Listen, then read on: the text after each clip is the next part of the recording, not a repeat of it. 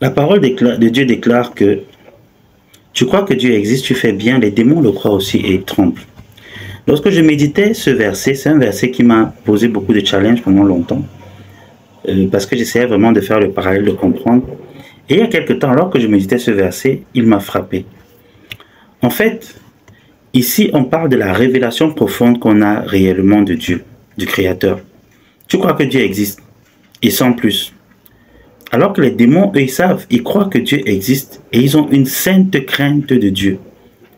Mais nous, la plupart du temps, nous savons que Dieu existe, mais nous n'avons pas de révélation profonde de lui, non seulement pour le craindre, mais pour savoir qu'il veut faire quelque chose de merveilleux par rapport à nos vies et qu'il a besoin de nous pour accomplir des exploits en tant que chrétiens sur la terre.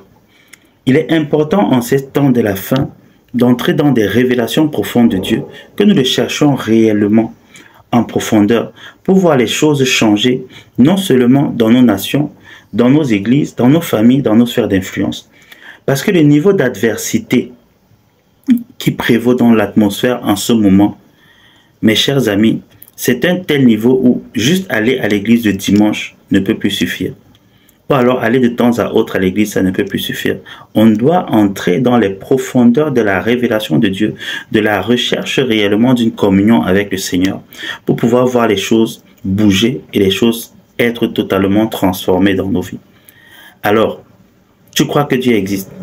Et au-delà de ça, qui est réellement Dieu pour toi? Qui est réellement Dieu pour nous? Ok? Qu'est-ce qu'il est capable de faire? Qu'est-ce qu'il attend de moi? C'est ça qui va changer nos vies. En fait, nos vies, la qualité de vie que nous aurons en Christ dépendra de la qualité et de la profondeur de la révélation que nous avons de lui. Je nous invite donc à le chercher davantage, à vraiment entrer dans des profondeurs de prière, de méditation pour que cette grâce nous localise et que nous soyons véritablement des vases utiles et inutiles entre les mains du potier, entre les mains de l'architecte qu'est le Seigneur. Je te souhaite une excellente journée. J'espère que ce petit partage aurait été bénissant pour toi. Que la grâce de Dieu nous accompagne tous au nom de Jésus le Christ.